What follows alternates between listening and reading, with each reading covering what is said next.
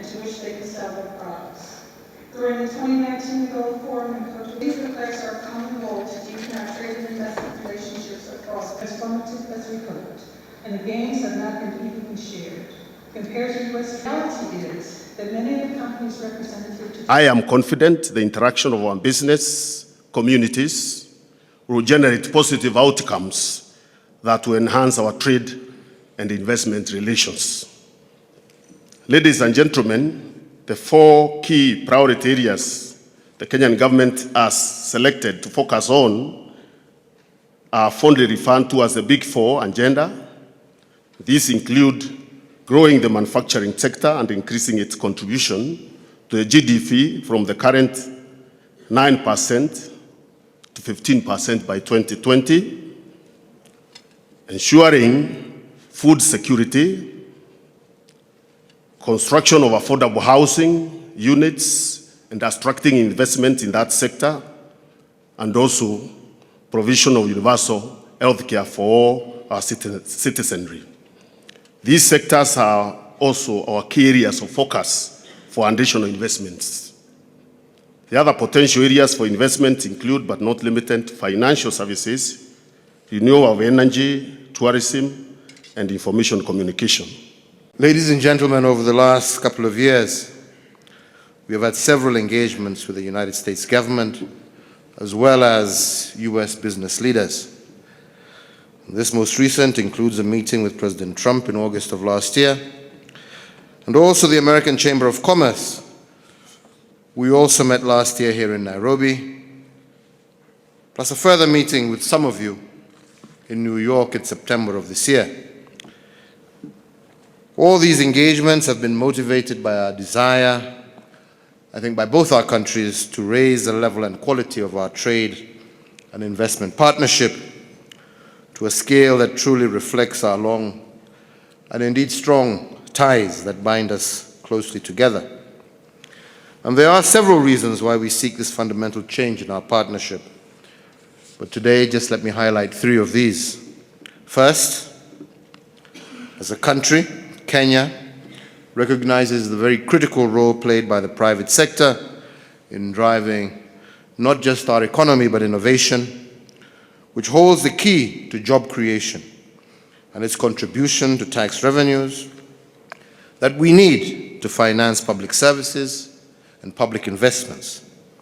So we therefore seek to anchor our long-term economic ties on a strong platform of business-led partnerships to promote investments while at the same time driving trade.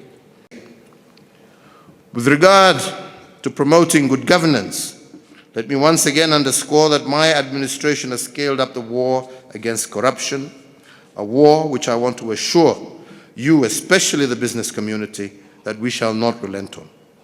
We know how damaging corruption is to investment and overall promotion of our development agenda.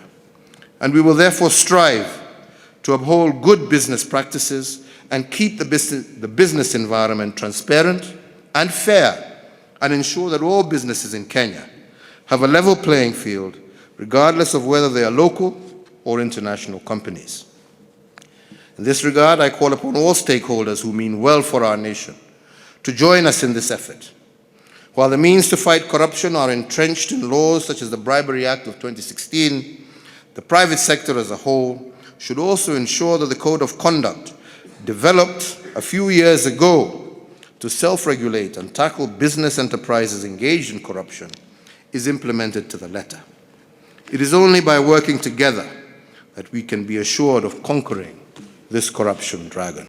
Towards making Kenya the preferred destination of choice for investment, my administration has steadily improved the trade and investment environment. For example, the macroeconomic fundamentals have remained broadly strong, and indeed during the last 5 years, our economy grew by an average rate of approximately 5%. And I'm proud to state that as a country, we have made steady progress in improving the business environment. And indeed, it is only last week when the World Bank released their 2019 report on the ease of doing business, ranking Kenya in position number 56 as compared to position number 136 only in 2014. So we've made some good progress in that direction. The improvement in the World Bank ease of doing business reflects deliberate actions that we have taken to improve Kenya's business environment. And to mention just but a few, in appreciation of the value of security, in promoting development, we have made significant strides in improving security, and we also thank the US government here for being a true partner in this endeavor. We have also made significant investments in infrastructure, which has, in a significant way, reduced the cost of doing business. Partnerships are also increasingly multifaceted and interlinked. Together with our neighbors in the region who are participating in this forum, we are proud to be part of our East African community. Kenya is also a member of the Common Market for East and Southern Africa, COMESA, and we were amongst the first signatories to the Continental Free Trade Area Agreement. All these partnerships are built upon our shared desire to develop regional value chains, enhance interregional trade, and achieve economic prosperity, not just for Kenyan citizens, but for citizens of our entire region. We therefore seek deeper and stronger business-led partnerships with the United States, taking advantage not just of our domestic markets, but more importantly, the bigger sub-regional and continental markets. This way, we are convinced we stand a better chance to achieve, on a much more sustainable basis, solid growth and prosperity for all our peoples, both here in Kenya, in Africa, but as well as the United States. Your theme of this year's AmCham Business Summit is Partnering for Prosperity. This, I believe, is very fitting and also timely. Kenya and the United States have recently raised their bilateral relations to a strategic partnership which gives Kenya certain privileges in working with the US government.